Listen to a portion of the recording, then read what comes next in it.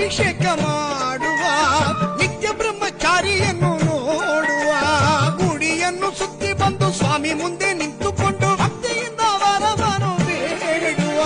ಭಕ್ತ ಬಂದು ಇವ ದಾನ ಪ್ರಿಯನು, ಇವ ದೋಷ ಕಳೆವ ಪಾಲಕ, ವಿಪ್ರ ಪೂಜನಿವ ವಿಶ್ವವಂದ್ಯನಿವ ಬಾಲರೂಪವಿ ಮೋಹಕ.